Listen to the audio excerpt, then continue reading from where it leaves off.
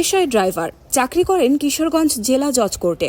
আর এই চাকরির পাওয়ারে সাইফুল যেন হয়ে উঠেছেন এলাকার ডন। তার ভয়ে আতঙ্কিত থাকে এলাকার মানুষজন। চলে মামলা বাণিজ্য। চাকরির প্রভাব খাটিয়ে বিভিন্ন কারণে এলাকায় অন্তত ৩৫ জনকে মামলায় ফাঁসিয়েছেন। অধিকাংশ মামলায় বাদী করেছেন স্ত্রী, বোন এবং শালিকাকে, বাদ দেননি নিজের পরিবারের মানুষদেরও।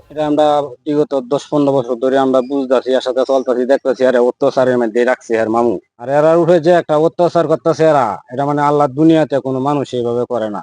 তাদেরকে প্রতিবাদ করে পারে না। এই যে জজ কোর্টে চাকরি করে, জজ কোর্টের ভয় দেখাইয়া তাদের হাতে পুলিশ প্রশাসন ক্ষমতায় আছে। অভিযুক্ত ব্যক্তি কিশোরগঞ্জ জেলা জজ কোর্টের ড্রাইভার সাইফুল ইসলাম। সাইফুল ইসলামের সৎ বোনের ছেলে দিনমজুর খায়রুল ইসলাম। অভিযোগ রয়েছে, বৈধ কাগজপত্র থাকার পরও মিথ্যা মামলায় খায়রুলকে জেলে পাঠিয়ে তার জমি দখল করে নিয়েছে সাইফুল। তার অত্যাচার থেকে বাঁচার জন্য পুলিশ সুপার, উপজেলা নির্বাহী কর্মকর্তা এবং জেলা প্রশাসকের কাছে লিখিত অভিযোগ দিয়েছেন, মানববন্ধন করেছেন, কিন্তু তারপরও কোনো প্রতিকার পাননি। আমার জায়গা জবরদস্তি করে দখল করছে, আমার নামে মিথ্যা মামলা একের পর এক মামলা দিতেছে। 2বার আমি জেলও কাটছি, 2বার জেল কাটছি। তারপরে দুই এলাকাবাসী কেউ মুখ খুলে তারা মামলার ভয় দেখা। আমার মা অসুস্থ মারে নিয়ে কোর্টের দাঁড়ে করতেছি, কিন্তু আমি কোনো ন্যায় বিচার পাই না। একটি মামলা শেষ না হতেই আরেকটি মামলা। আদালতের বারান্দায় ঘুরতে হচ্ছে দিনের পর দিন। এমন অত্যাচার থেকে বাঁচতে চান সাইফুলের সৎ বোন স্বামীহারা সালেহা বেগমও। পরে আমার ছেলেকে মামলা দিছে, মামলার মধ্যে ফেলাইয়া আমার মেয়ে জামাইরে দিছে, ছেলেরে দিছে, জেলও নিছে। জেলও নিয়ে তারপরে গুন্ডা ফান্ডা নিয়ে জায়গা আমার দখল করে দিচ্ছে। আমি বিএম স্কুলে চাকরি করি, স্কুল থেকে যখন খবর পাইছি আমি দৌড়ে গেছি। যাইতে আমার সবাই দৌড়িয়েছে, দৌড়ে আমার গাছের লোকে বাঁধছে। শুধু তারাই নন, সাইফুলের বিরুদ্ধে কথা বলায় সর্বশেষ 2 সেপ্টেম্বরও করা হয়েছে আরেকটি মামলা। এই মামলায় খায়রুল ইসলাম ছাড়াও আসামি করা হয়েছে খায়রুলের মামাতো ভাই শহীদুল ইসলামের স্ত্রী আকলিমা আক্তারকে। আমি সাক্ষী দিছিলাম, তার জন্য আমার তার ভাই বোন মা সবাই মিললে আমার মারতে গেছে, হুমকি দেওয়া হয়েছে, যদি সাক্ষী দেই তাহলে আমার মারধর করবো।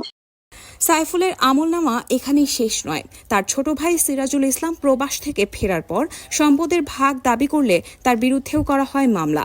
গত প্রায় 5 বছরে 9টি মামলায় আসামি হয়েছেন তিনি, থাকতে হয়েছে জেলে। তার স্ত্রীকেও মাদক মামলায় ফাঁসানোর অভিযোগ করেছেন সিরাজুল ইসলাম। ধন সম্পদ যেটুকুই আছে বাবার, এটুকু আমার বুঝাই দেন। এরপর থেকে আমার উপর একের পর এক মামলা শুরু হয়ে গেছে। চলমান একটা মামলা এখনো চলতেছে, যে মামলাটা আমার ভাইয়ের শালী হয় বাদী। তবে নিজের ওপর আনীত সকল অভিযোগ অস্বীকার করেছেন সাইফুল ইসলাম। তার স্ত্রী বা বোন কখন কার বিরুদ্ধে মামলা করেছেন এই বিষয়ে কিছুই জানে না বলে দাবি তার। এই কথাটা টোটালি মিথ্যা এবং বিতর্কিত। আমার ওই কয়টা বাবা দিয়ে এটা তো আমি বলতে পারবো না। তো শোনেন আমি তো বলতে পারবো না, কারণ ওরা যদি বলে আমার ওই 50টা মামলার মালিক, ওরা এই মামলা করলে কি আপনাকে জানাবে না? আজ দলিল বাতিল একটা মামলা করছে, আমার ওয়াইফের দলিল সম্পত্তির মালিক। কেউ যদি ইচ্ছাকৃতভাবে কারো বিরুদ্ধে মিথ্যা মামলা করে, তাহলে মামলাকারী ব্যক্তির বিরুদ্ধেও আইনগত ব্যবস্থা নেওয়ার সুযোগ রয়েছে বলে মন্তব্য করেছেন কিশোরগঞ্জ জেলা আইনজীবী সমিতির সাধারণ সম্পাদক অ্যাডভোকেট আমিনুল ইসলাম রতন। যার বিরুদ্ধে হয়রানিমূলক মামলা করা হয়েছে, যদি প্রমাণিত হয় যে মামলাটা মিথ্যা হয়েছে, তাহলে সে নিজে মানহানি এবং ক্ষতিপূরণের মামলা করতে পারে। সরকারি প্রতিষ্ঠানের এক সাধারণ কর্মচারী হয়েও সাইফুল ইসলামের ক্ষমতার দাপটে যেন জিম্মি হয়ে পড়েছে পুরো এলাকা। ন্যায় বিচারের আশায় সাধারণ মানুষ দাবি তুলেছেন, সাইফুল ও তার সহযোগীদের বিরুদ্ধে হোক নিরপেক্ষ তদন্ত, দোষীদের দেয়া হোক দৃষ্টান্তমূলক শাস্তি।